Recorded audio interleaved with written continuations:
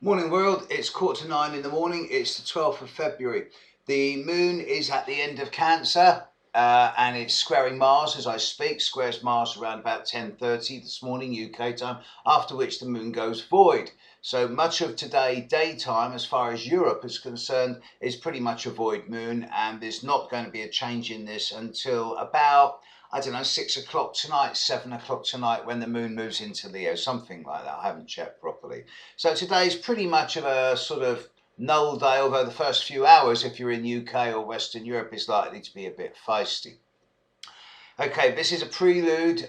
We've got the Grand Cross coming up. This is chapter 99 or 950, whatever, of the Grand Cross. And particularly the Grand Cross is going to be affecting certain groups of people, not specific sun signs, but specific birthdays and groups of birthdays. And whilst I can't list them all, there's a bunch here that I am going to list. I'm looking at those people with Saturn in particular positions in the signs of Libra, Capricorn, Aries, Cancer.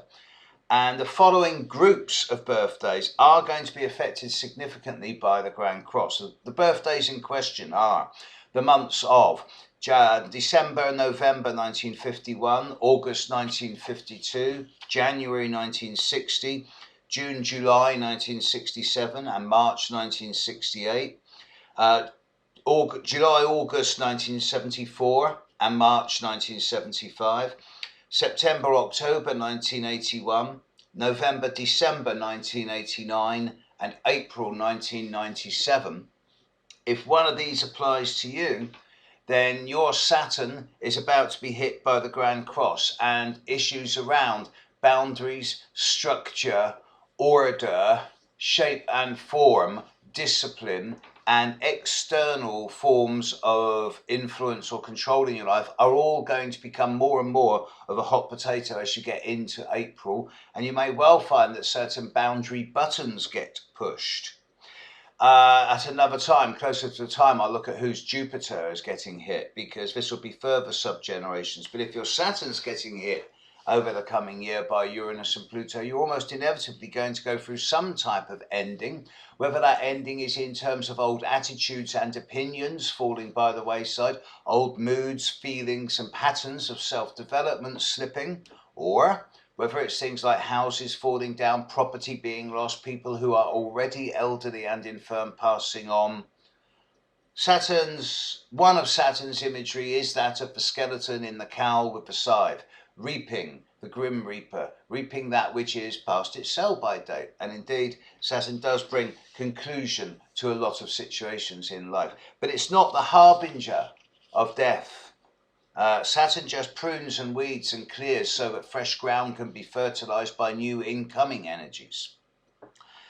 The Uranus-Pluto square, conjunct, opposite, squaring one's Saturn, is going to test individual boundaries for those people born in those months that I specified.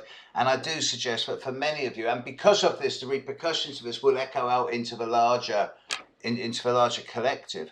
It does seem that one area that is going to get challenged during mid-April is going to be that of both our individual and our collective boundaries. So whether it's national borders, whether it's economic systems, and that's still a favourite in my book, it does seem that in certain areas there's going to be a balancing. A lot of the bubbles of recent times are going to burst.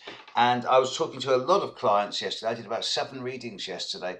And in almost all of them, issues around property came up. And I was saying to people, look, now is an excellent time, if you're in the UK, at least to sell, not to buy. Whereas in certain other countries, especially where the housing market is radically depressed, USA, Spain, it's probably a good time to buy, because I think the balancing act is going to go the other way come April, May.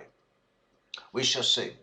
But Uranus-Pluto Grand Cross stuff, it's only about 7-8 weeks away now, and we're in the middle of a Mercury retrograde, so we can't see it yet. It's not on the radar for anyone but astrologers. We're all too busy occupying ourselves with what's going on with the immediacy of the moment, regardless of which country we are in. And it does seem that whilst Mercury is still retrograde, at least in Pisces, but that main influence is going to be weather focused, of which there's no shift over the coming couple of days. However, a couple of days' time, 36 hours time, Mercury retrogrades into Aquarius.